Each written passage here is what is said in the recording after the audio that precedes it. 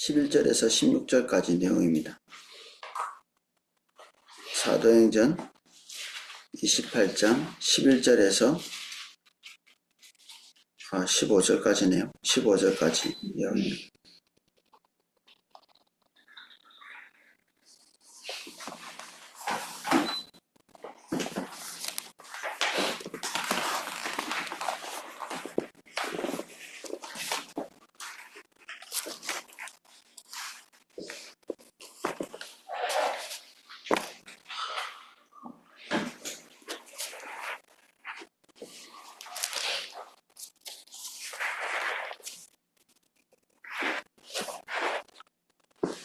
제가 내용을 읽어보겠습니다. 석 달 후 우리가 그 성에서 겨울을 난 알렉산드리아 배를 타고 떠나니 그 배의 머리 장식은 디오스고로라. 수라구사에 대고 사흘을 있다가 거기서 돌려가서 레기온에 이르러 하루를 지낸 후 남풍이 일어나므로 이튿날 보디울에 이르러 거기서 형제들을 만나 그들의 청함을 받아 이레를 함께 머무니라. 그래서 우리는 이와 같이 로마로 가니라. 그곳 형제들이 우리 소식을 듣고 아비오 광장과 트레이스 타베르네까지 맞으러 오니 바울이 그들을 보고 하나님께 감사하고 담대한 마음을 얻으니라. 아멘. 석 달 후 이제 겨울이 다 지난 거죠. 이제 겨울에는 도무지 운행을 할 수 없기 때문에 11절 같이 되어 있습니다. 석 달 후에 우리가 그 섬에서 겨울을 난 알렉산드리아 배를 타고 떠나니 그 배의 머리 장식은 디오스구로라.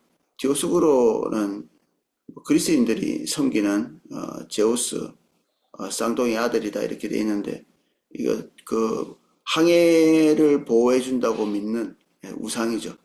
그래서 로마 사람들은 굉장히 합리적이다 이렇게 생각이 되어지는데, 그래도 무서워가지고 이렇게 하죠. 우리도 우리나라에서 제일 똑똑한 사람들이 로켓 발사하면서도 돼지머리 놓고 절하고, 또 뭐 사람들은 자기의 생각을 신뢰하면서도 마음 한쪽 구석에서는 불안함이 항상 있거든요.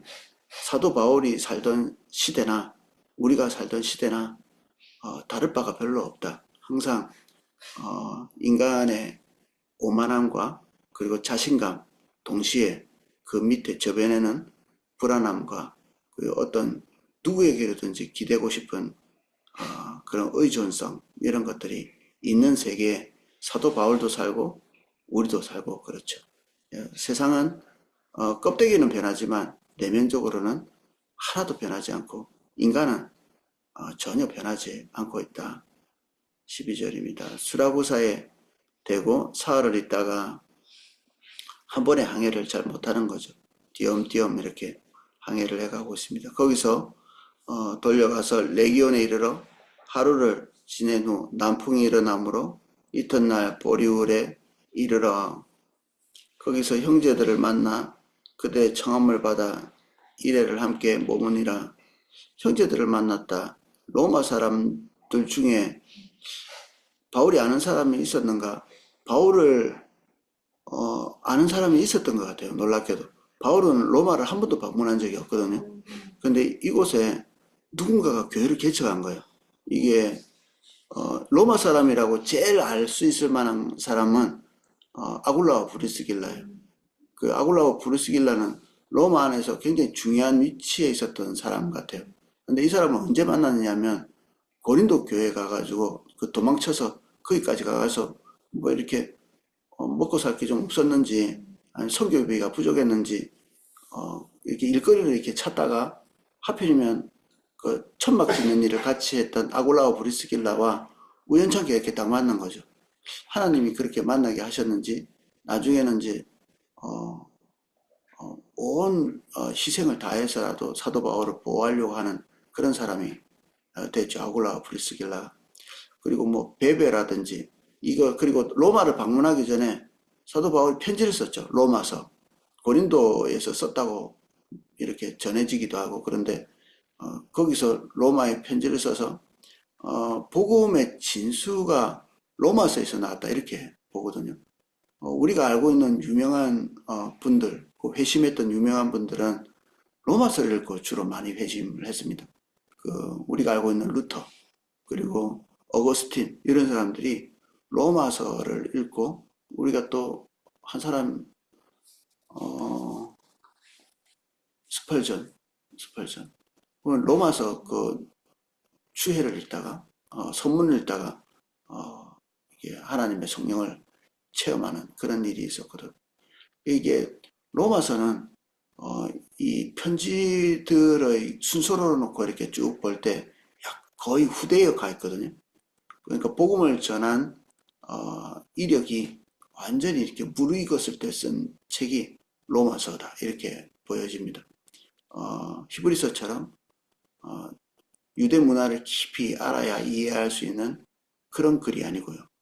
로마서는 그것이 전혀 없는 토양을 가지고 있는 로마 사람들도 충분히 이해할 수 있는 복음의 내용을 담고 있죠. 사도행전이 이제 끝나면 로마서를 한번 볼까 생각 중입니다. 로마서가 우리에게 복음을 아주 이게 디테일하게 설명해 주는 내용이 될 것 같습니다. 그래서 이렇게 청함을 형제들을 만나서 청함을 받아 그들과 함께 머물렀다 이렇게 되어 있습니다. 저는 15절 말씀을 보면서 저로서는 취약한 어떤 부분들을 보게 되는데 15절 읽어보겠습니다. 그곳 형제들이 우리 소식을 듣고 아비오 광장과 트레이스 타베르네까지 맞으러 오니 바울이 그들을 보고 하나님께 감사하고 담대한 마음을 얻으니라. 아비오 광장은 그 로마의 어떤 광장이죠. 이게 어디 가든지 아비오 광장을 만들어 놨거든요. 그 로마 길을 이렇게 따라가다 보면 그런 광장들이 있고, 타베르네, 요거는 이제 세계의 여관이라는 뜻입니다. 세계의 여관, 트레이스가 세계라는 뜻이고, 타베르네가 여관이라는 뜻인데, 요 로마 길을 따라서 이렇게 세 갈래로 된 그 삼거리 같은 데인데, 우리 동네도 삼거리가 있네. 천안삼거리 같이 그런 거죠. 거기에 이제 여행자들이 묵을 수 있는 여관들이 이렇게 있고 호텔 같은 것들이 있는 거죠. 거기서 이제 사도 바울을 맞이하는데, 이 거리가 하나는 한 거의 100km 되고요. 하나는 50km 가까이 됩니다. 이게 도보 내지는 뭐 다른 걸 이용해서 왔다 할지라도 이렇게 멀리까지 가서 사도 바울을 이제 환송하고 얼굴을 대면하고. 근데 여기 보면 이것 때문에 사도 바울이 용기를 얻고 힘을 얻은 것 같아요. 그곳 형제들의 환대, 이게 바울이 하나님께 감사하고 담대한 마음을 얻었다. 죄수로서 로마에 간 거잖아요. 그러니까 자기가 이제 마지막을 어떻게 보면 직감하고 이제 하나님의 비전을 따라서 여기 오지만 사실 아는 사람 하나 없이 홀홀 단신으로 같이 간 사람이 있긴 하죠. 한둘. 그 사람들과 같이 가긴 했지만 로마에서는 아는 사람이 거의 없잖아요. 그래서 박대를 받을지 아니면 뭐 가자마자 투옥이 될지 아무도 모르는 상황에서 여기에 이 지점에서 사람들의 환대, 이게 주님만 보고 살아가야지 이런 생각을 많이 했던 저로서는 인간은 이런 환대가 필요하구나. 그리고 믿는 자의 지지가 필요하구나. 그런 생각이 들어요.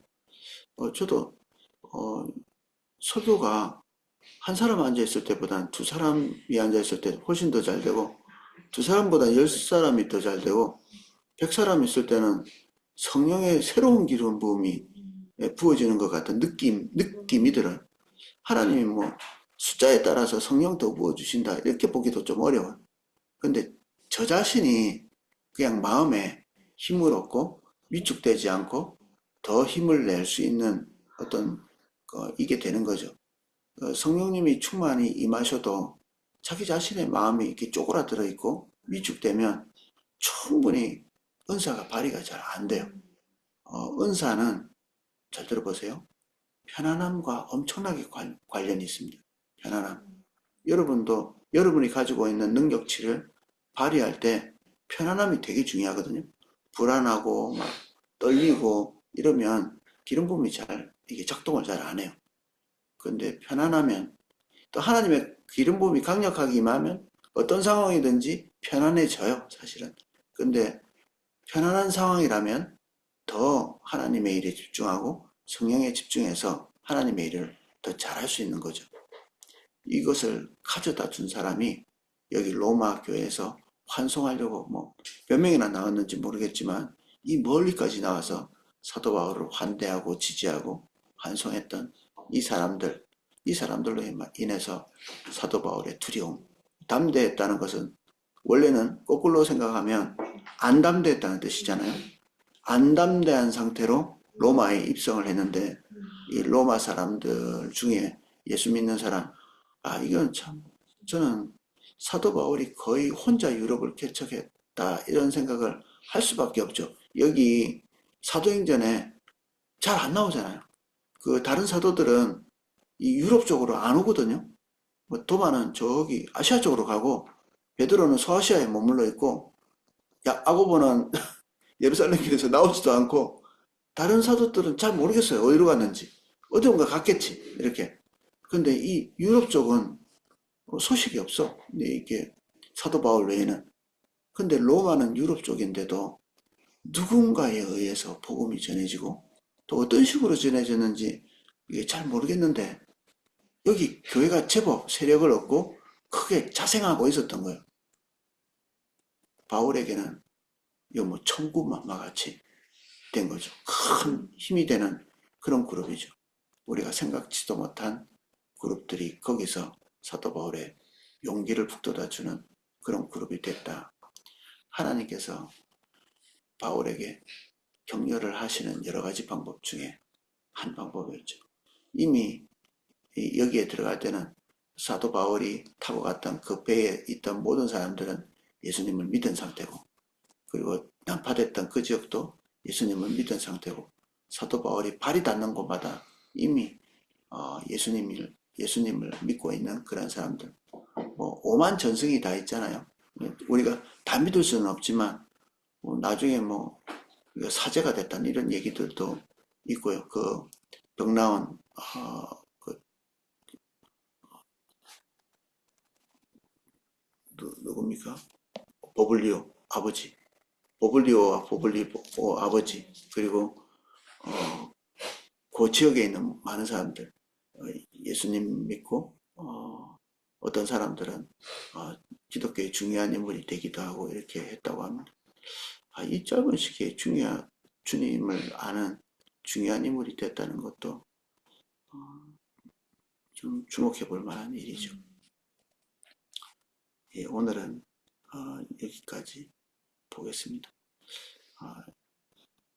저는 하나님이 우리가 주의 일을 하고 주님의 인도를 따라서 가다 보면 우리가 땀 흘려서 일한 성과들도 직면하게 되겠지만 하나님께 당연히 우리 힘으로 하는 건 아니죠. 하나님의 성령께서 도우시고 하나님의 성령께서 일하신 그 열매를 눈으로 보게 될 거죠.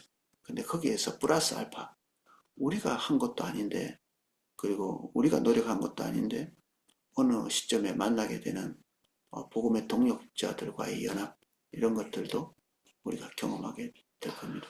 사실 우리 그 펜타코스 가는 것도 우리가 해놓은 거 아니잖아요. 거기에 있는 성도들이 이미 다 토양을 깔아놓은 거 우리는 가서 이제 조금 힘을 보태고 있는 건데 이런 일들도 여기에 해당하는 거겠죠.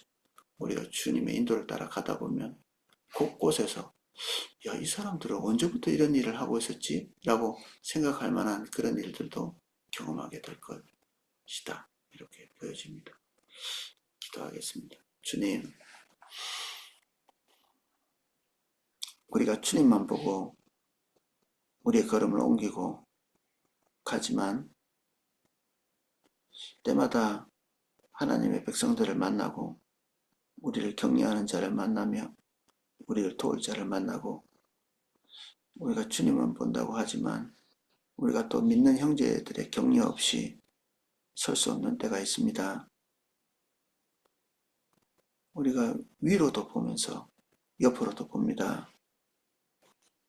믿음의 큰 담대함을 얻을 수 있는 교제를 매일매일 할 수 있도록 도와주시고 하나님의 깊은 은혜를 하나님을 통하여서 동시에 하나님의 백성들을 통해서 또 그 관계를 통해서 경험하게 되는 저희들 되게 해주십시오. 예수님 이름으로 기도합니다. 아멘.